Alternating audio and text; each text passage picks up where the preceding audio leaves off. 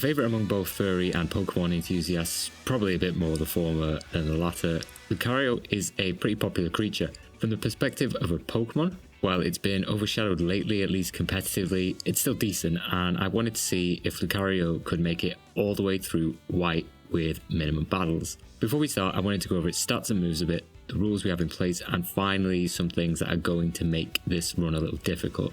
However, if you want to get straight into it, you can use the timestamps in the description. First off, Lucario's stats. It clearly excels as an attacker, with its attack and special attack being roughly the same. However, while that gives us a little leeway in our attacking options, we're probably going to be leaning towards a more physical focused attacker because of the moves available to us. Its speed's pretty good, and even though its defense and special defense may seem a little low, trust me, it's nothing compared to my previous Volcarona run. In minimum battles, we want to hit first and hit hard. Because of Lucario's fighting steel type, we resist quite a bit of stuff, but suffer from fighting, ground and fire. Getting into the late game, that is going to be a killer. Move-wise, we've got pretty good coverage. Lucario learns various moves via level up. Some standouts for this run were Force Palm, Close Combat, and of course Swords Dance. And though Swords Dance is an invaluable move, it doesn't mean anything if the opposing Pokemon can easily KO you. TM wise, though, we can learn what I like to think of as B tier moves like Dig, Shadow Claw and Brick Break. The issue with Black and White is that not only do the A tier moves become available only after going through the Elite Four for the first time, most of the best TMs are locked behind the sages you have to fight as part of the post game. So in reality, our attacking options are a little hampered by that. Now let's just go through the rules. Number 1 is we can only use Lucario in battle. It's a solo run after all, but we can capture other Pokemon for HM butler purposes. Number 2 is that we can't use items in battle, but held items are fine. Number 3 is a minimum battles run is defined as only battling the trainers / engaging in encounters that prohibit us from progressing the game. I've marked them all in a spreadsheet in the description.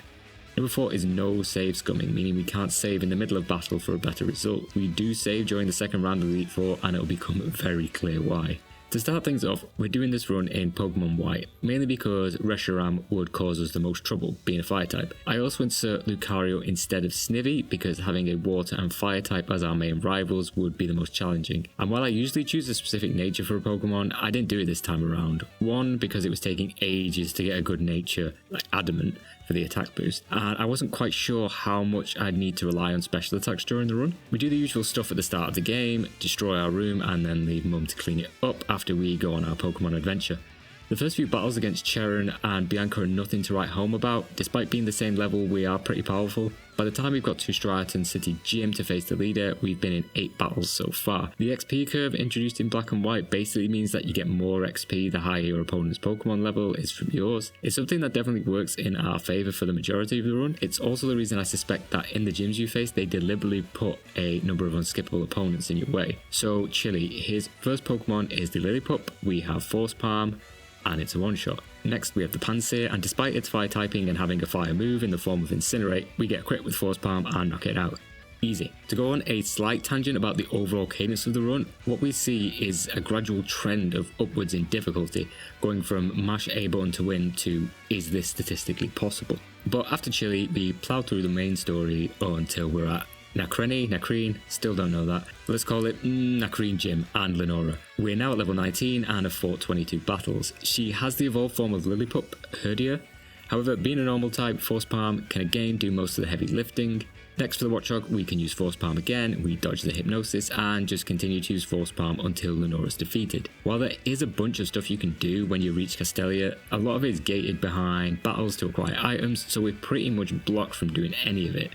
Thankfully, there aren't too many useful items that we need here, and we can proceed to battle Berg at Castelia Gym. His team consists of a Whirlipede, Dwebble and Leavanny. There's not much the Whirlipede can do, as its moves are generally ineffective against us, plus we have Bone Rush, but it's the Leavanny where we run into our first actual roadblock of the run. Well, roadblock may be too strong a word, let's call it a pothole or something. We don't have access to too much right now that's actually good against grass Pokemon. That's going to be a theme throughout the run. So during my first battles, I kind of just switched around all the moves I had to see what seemed to be the most effective. Unfortunately, nothing really is, and Leavanny can just keep spamming Razor Leaf until we're downed. Going up against Berg multiple times yields the same results. One of the most frustrating things in battles when you're doing such poor damage is that it gives your opponent all the time they need to heal their Pokemon when they get in range. In hindsight, I should have taught Lucario bulk up so I could just simply set up on the Whirlipede, but I ended up moving to a slightly similar strat in the end with Metal Claw. The move has a chance of raising your attack by one stage, so I just sat there spamming it against the Leavanny until I get the boost, and that took care of it in the end. Finally, for the Dwebble, we can use Force Palm. We get the paralysis, and there's not much Dwebble can do. While we do fight Bianca before tackling N in Nimbasa City, she's not worth talking about. N, however, is. In my Volcarona run, I was pulling my hair out against this guy. It was one of the most challenging battles in the run just because of how unequipped a Pokemon like Volcarona is to deal with his team. Lucario, however, doesn't have too much of a problem. After M pulls an awkward first date move on the Ferris wheel of telling us that he's the king of Team Plasma, he obviously then wants to battle. For our first exploratory battle, we face the Sandile. False Palm is enough for the Oko, but then we get the Darumaka. While we try to use Bone Rush on it, its low accuracy screws us over, meaning that Darumaka can then just use Fire Punch, leaving us on just 15 HP. We then miss again. Darumaka knocks us out. Trying things again, Sandile's still a one-shot. When Darumaka comes out, Bone Rush thankfully hits this time and KOs it. Scraggy does go down to just one Force Palm, then for the Sigilif, I just use Metal Claw. 5 minutes for Lucario, around 2 hours for Volcarona probably. Now, Nimbasa Gym. Elisa's Pokemon are more annoying than anything. The Emolga love to use Volt Switch and bring out the Zeb Striker, which has Flame Charge. And because we're a physical attacker, we're often activating Emolga's static ability, which will just write off the entire battle. For the first few battles, if the Emolga isn't KOing us, then the Zeb Striker certainly is. When we get paralyzed, all we can really do is just keep spamming Quick Attack, though it's getting us absolutely nowhere. And it's at this point, I'm just not sure what to do. While Flame Charge is not an instant KO and we can get off a few Bone Rushes on the Zeb Striker, we're failing to last the entire battle. Her Emolga just will continually spam Volt Switch and she'll heal them. If only there were a physical move that didn't deal direct contact damage to avoid static. Well, it just so happens that there is, and it's in the Desert Resort near Relic Castle, where you can pick up the TM for Rock Tomb. Not only that, wouldn't it be great if there was also a move that was just better than Bone Rush? Well, there's Dig, which we can get on the way to the Desert Resort. So, armed with both of those, let's see how our luck fares now. However, while you can give a Pokemon the right TMs, you can't account for a trainer's stupidity. My stupidity in this case. Because for some reason, I thought Dig would hit Emolga. It does not. As well as taking off a chunk of health, Emolga then uses Volt Switch into Zeb Striker, it uses Flame Charge, and a Berry puts us back up to 39 HP. We use Dig, and this time it actually connects. When the Emolga comes out, we use Rock Tomb, taking Emolga into Red Bar. Then it's back and forth using Rock Tomb while Alessia continues to heal. Eventually though, we knock out the first Emolga and then can do the same for the second. A sloppy battle, but we got there in the end. Next we're up in Driftveil City and Clay, and you might think that we have a pretty tidy advantage because even though his Pokemon do have ground type moves, our fighting moves are super effective against his two biggest damage dealers, the Krokorok and the Excadrill. But like always, we'll soon find out that's not the case. With any battle, we always want to be the ones hitting first, especially when there are moves we're weak to. We're at level 34 when facing Clay, and we're already out-leveling the gym leaders we're up against. While Force Palm will always OHKO the Krokorok, it's the Palpitoad that becomes the roadblock, simply because of one move, Bulldoze. In addition to hitting our weak point, it's lowering our speed. Despite being able to eventually KO the Palpitoad, when Excadrill comes out, it will always outspeed us. It uses Bulldoze, and we get KO'd. Retrying the battle several times yields the same results, so we're going to have to do something to change our situation. And that something is picking up the Quick Claw. It has a 30% activation rate and should allow us to jump ahead of the Excadrill even if we're slower. However, now it's just a matter of waiting for the Quick Claw to actually activate, and when we do get it, it allows us to outspeed the Excadrill and defeat it. So with Clay defeated, we just have to shove Bianca out the way and continue with the story. Easy battle. She sends out Herdia, Force Palm, next up is Pansy, and we use Dig. Duat is next, it gets a Force Palm, and another one should knock it out. But it just hangs on, and Bianca then heals. Then the Duat ends up KOing us, but that's fine because we can just reset to before the battle. No, we're back before Clay. So we breeze through the battle once again and then go to face Bianca. It only takes a couple of more tries to actually make it through a Pokemon, and teaching Work Up to Lucario mitigates any of the range issues we were having. Next, we head to Chargestone Cavern, defeating N along the way. He's not going to be an issue until way later in the game, so he isn't worth showing. After exiting the cavern, our next destination is Mistralton. Our first go around against Skylar, I had for some reason decided to teach Lucario Healing Pulse, thinking it would heal me and not other Pokemon. Not my proudest moment. By this time we're level 42 and have learned the extremely valuable Sword Stance. Up to this point we've been in 66 battles. I decided to set up a couple of Sword Stances against the Swoobat with the intention of sweeping a Pokemon. Swoobat uses Acrobatics, doing some decent damage. Metal Claw is then a one-shot, Unpheasant comes out and it gets the same treatment. We level up. Then, for our final Pokemon, the Swanna, our Metal Claw isn't too effective, so she ends up healing it. However, it's not long before we can just defeat it. Now, we've settled into a pretty comfortable groove, and it's not going to change for the next gym in Icirrus City. Because of the ice typing of all the Pokemon here, we can easily breeze through them all with just Brick Break, which you can pick up from an old lady at a Pokemon Center. For Bryson and his Vanillish, I just use Metal Claw. We level up to 48 and then use Brick Break on the Beartic.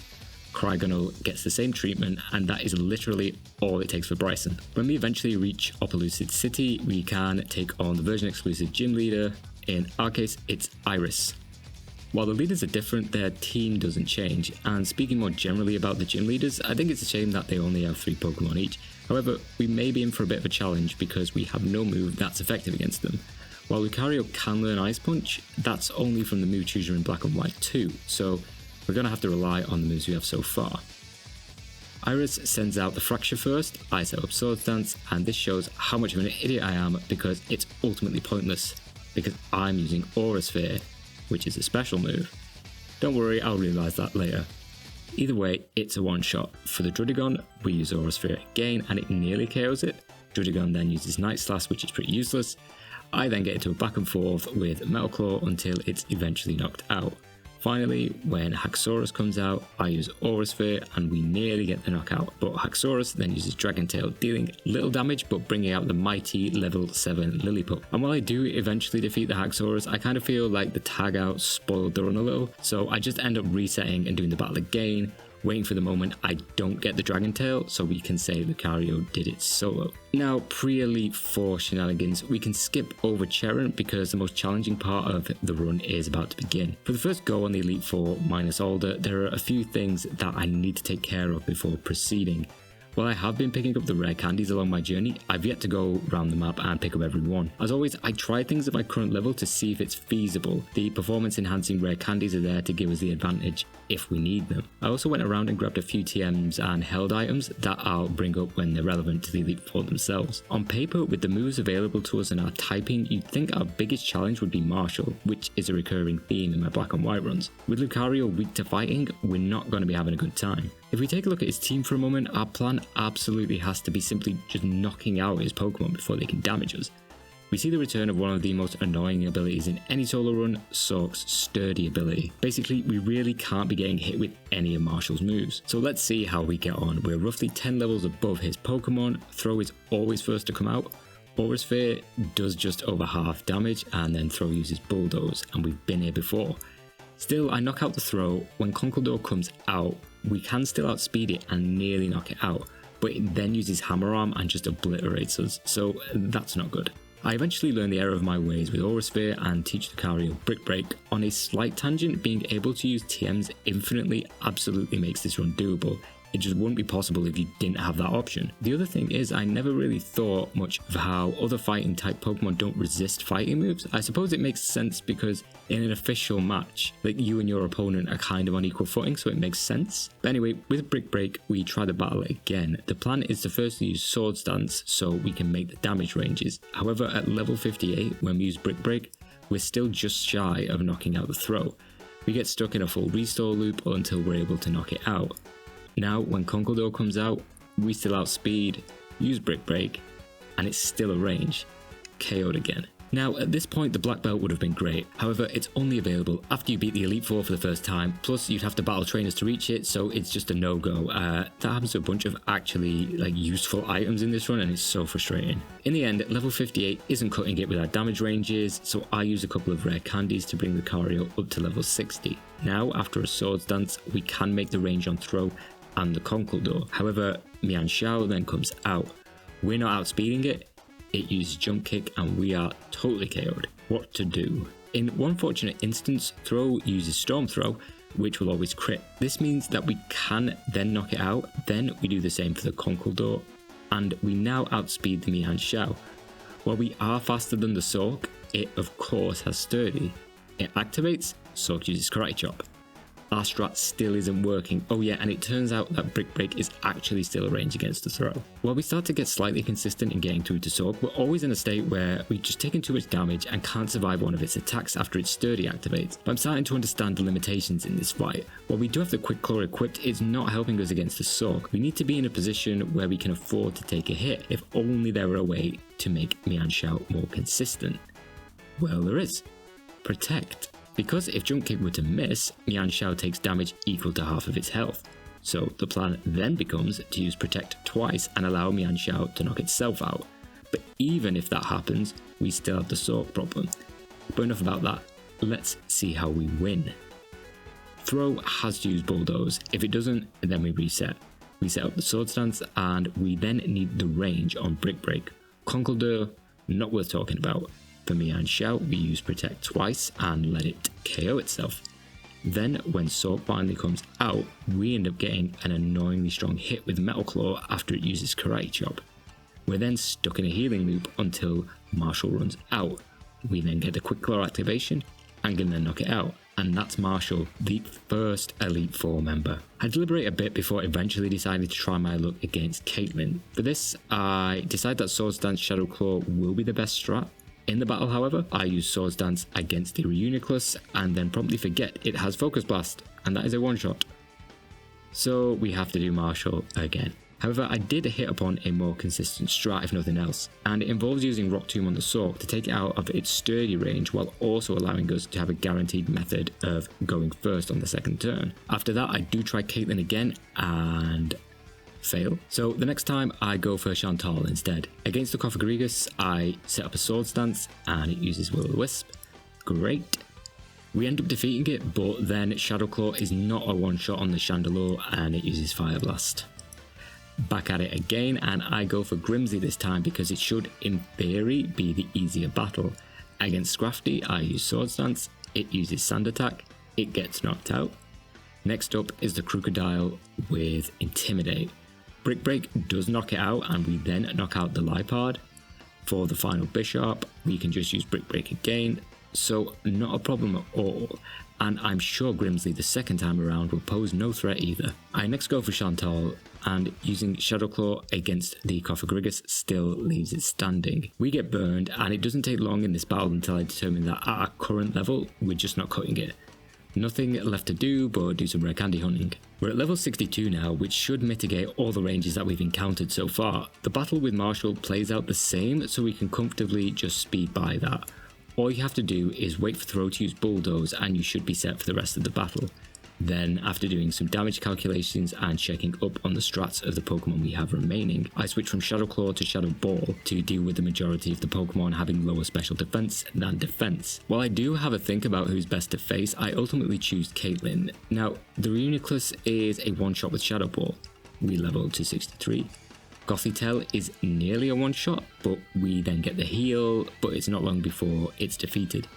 Manshana has pretty good special defense, so while we can't KO it in one, its Psychic thankfully doesn't do over half, so we should be good. We knock it out, and then Sigilif goes down thanks to another Shadow Ball. Much more consistent now. I choose Grimsley next because the battle is pretty consistent and it can't hurt potentially gaining another level. Along with Brick Break, I also equip the Expert Belt just to give us the advantage if we need it. With that done, the battle plays out much the same. We don't set up Sword Stance this time on the Scrafty, but instead on the Crocodile, which is a big mistake. I forgot it had Earthquake. Yet we somehow hang on. Then we can sweep the rest of his team with Brick Break. Finally, we just have Chantaul. After checking up on her Pokemon stats, it's clear the Shadow Claw route was not the best choice against the Cofagrigus. However, if we go in there with the spell tag equipped and Shadow Ball, things may turn in our favour. Firstly, for the Cofagrigus, we go straight for Shadow Ball. It's knocked out. Then for Chandelure, we go for the same again, but it just barely hangs on. And then we get some divine intervention in the form of a Fire Blast miss, allowing us to eventually knock it out. Far too close.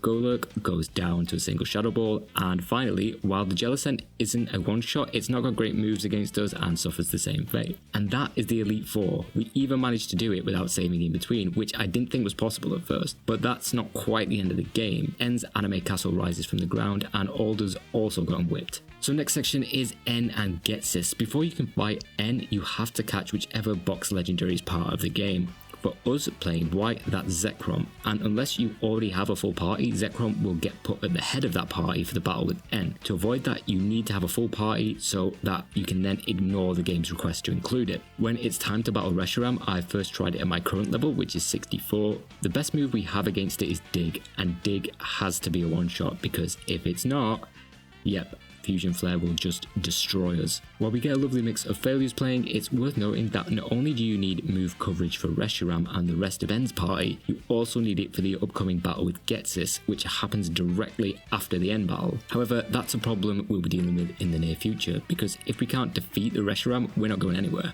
Getting the damage calculations for Reshiram was pretty difficult because I wasn't too sure of its EVs and IVs, of which I'm sure it has some. While I did try it at different levels, incrementing 2 levels every few goes, it's clear I'll have to use all the rare candies I have. It's a shame because I'm concerned about the upcoming Elite Four rematch, because while we just managed to do it when we were 10 or so levels above the Elite Four, how are we expected to get through them when we're at the same level and they have more Pokemon? But back to Reshiram, in the end, the magic number is 70. However, that is still not a guarantee. It just makes one-shotting the Reshiram pretty likely. A successful battle obviously starts with Dig OHKOing the Reshiram, then we have Klinklang, or do we? Either way, as long as we use Brick Break, we'll be fine. Zoroark goes down, and then we get the real Klinklang. I use Sword Stance because I know the first move it will go for is Harsh Sound, and because we're not going to get hit, it doesn't matter. One Brick Break is fine, and then there's the Caracosta with Sturdy. Forget what I said about not getting hit, either way we can eventually knock it out with the Vanillux. Again, not a problem that Brick Break won't fix. Now Ghetsis, his team is pretty similar in some respects. Cofagrigus is a pain because we don't really have an effective move against it. I just decided to use Dig in the end, and it's not great. Psychic doesn't do too much, so I set up a Sword Stance and eventually KO it. Hydreigon is not a problem because of Brick Break, neither is the Buffalon. Seismitoad gets the same treatment, but when Electros comes out, I make a mistake. I use Dig, and I forget the Electros has Flamethrower and Levitate. We are defeated. Okay, so we go through the rigmarole of getting the ranges on Reshiram and all that until we're at Ghetsis again. This time, we start with Sword Stance. We get hit with Psychic. Cofagrigus then spams Protect a few times until we eventually KO it. Hydreigon, Brick Break, Buffalon, Brick Break, Seismitoad goes down the same way. Now for the Electros, and it's Brick Break again. And the same, once again, for Bisharp, and that's Ghetsis. N flies off in his Pokemon, the world is safe, and the credits roll. And that's the end of the game. However, as I alluded to before, that's not quite the end of the challenge, and I seriously thought for a good while that the Elite Four rematch was simply statistically not possible. We're at level 71, I have one more rare candy, there are no more mandatory trainers. We're not on the same level or are out-leveled by all the Pokemon we face. The decent moves we want, we can't get without a battle, Earthquake, Stone Edge, etc. I also had this viewpoint, of course, because of Marshal. If we take a look at his renewed team, you might guess the problem. Ignore all the other Pokemon apart from Sork, again. It has close combat. Even if we were to somehow make it through to Sork unscathed, we simply can't defeat it. I did the calculations, it's always a one-shot, we can't out-level the problem.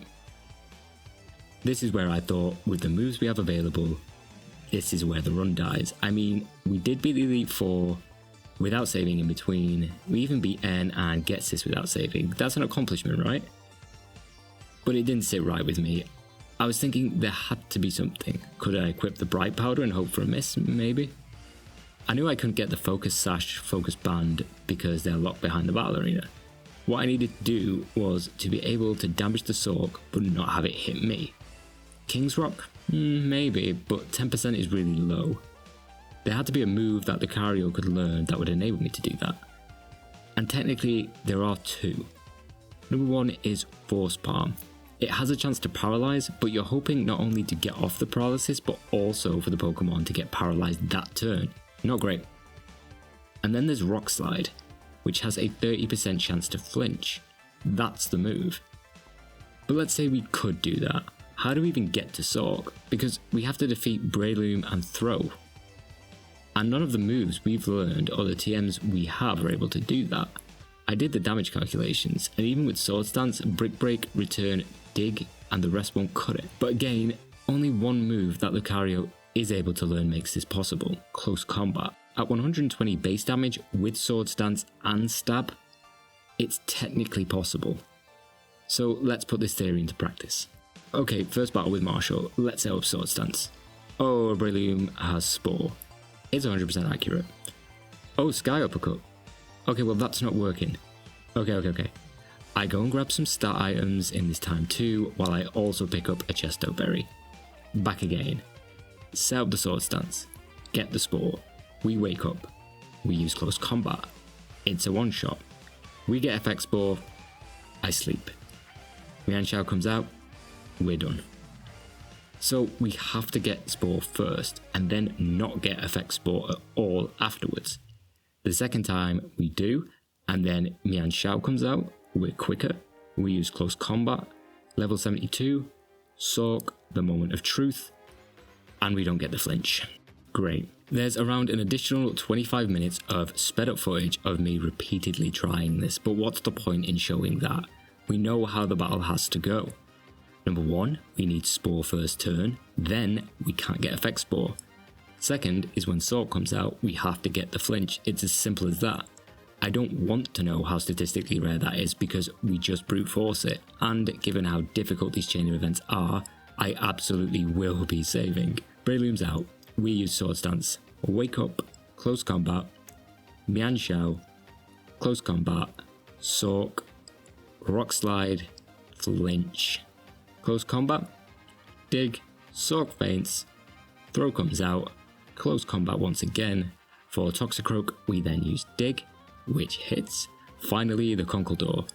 Close Combat for one final time. We level up and defeat Marshal. So, who do we battle next? We're not in a great position all around, but I decided to go for the easy win and battle Grimsley. Okay, Sharpedo is up first. We'll just go for a Close Combat. Oh, it's quicker. And it has Earthquake. Well, at least it doesn't one-shot us. Okay, Crocodile. It has Intimidate. Annoying, but we should make it. Yep, one shot. Scrafty goes down the same way.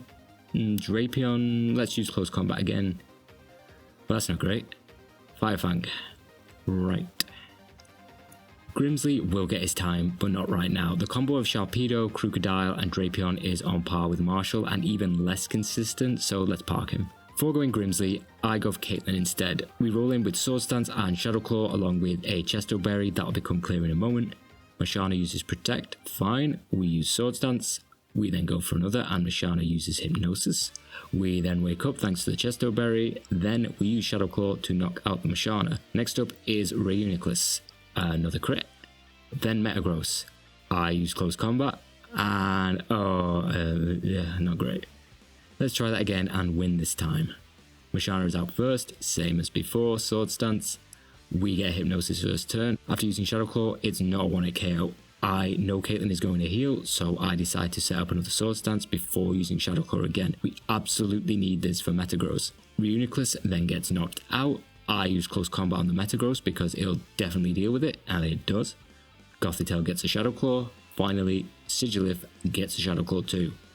And when the Bronzong comes out, I'm a little unsure of the best move, but let's just go with Close Combat again. And we get a crit. That's Caitlyn dealt with. I'm still not comfortable with taking on Grimsley yet, so our only choice is Chantaul. As we saw before, Shadow Claw isn't the best move, so we have to stick with Shadow Ball instead. Unfortunately, there's no way we're getting the one shot. Though we do make it past and then get a lucky crit on Chandelure, I'm not liking my chances. For Golurk, I use Shadow Claw, it survives, and then uses Earthquake. However, we're not in an impossible position. Let's see a successful battle. It starts with us using Sword Stance and hoping the Cofagrigus uses Psychic. When it does, Shadow Claw is a one-shot. And so is Chandelure. And it's the same with Golurk. Jellicent is spongy and goes down. We're even able to survive Driftblim's Aftermath ability before the Frostlass comes out. Though it is quicker than us and uses Psychic, we survive at 22 HP and can use Shadow Claw. 3 out of the 4 Elite Four members have now been defeated, leaving only Grimsley. I never thought I'd be saying that. So our problem with him is that Sharpedo is too quick and we aren't making the ranges on the Drapion. For the first problem, it's really down to the Quick Claw and Look. We basically need the Quick Claw to activate on the second turn so that we can attack immediately after getting the Quick Claw advantage. The rate of this happening is extremely low, or at least it feels that way. You have to repeat the start of the battle again and again until things turn in your favour, and make no mistake, this took forever. I'd go in, not get the activation, get KO'd, rinse and repeat. But you need the Sword Stance to mitigate Crocodile's Intimidate and have enough attack to down the Drapion. There's no other way around it. It's not like setting up on the Crocodile is possible because it has Earthquake and Scrafty's Low Kick. So we just keep trying until we finally get a break, and this took forever.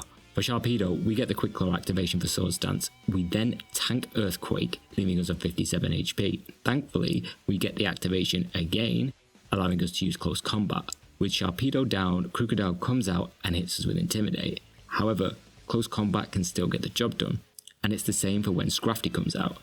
Drapion 2 is also now a one-shot with Close Combat. Lipard isn't much of a threat, leaving us with just the Bisharp, and it too gets the same treatment. Well, somehow we managed to get through the Elite Four, leaving us with the champion, Alder.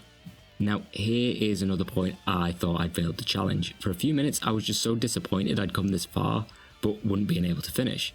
And it comes down to his Excelgor and surprise Volcarona. The former has Focus Blast, which is obviously a one-shot, and the latter has Overheat, which is also a one-shot. Any thoughts? Rock Slide and Quick Claw to the rescue again.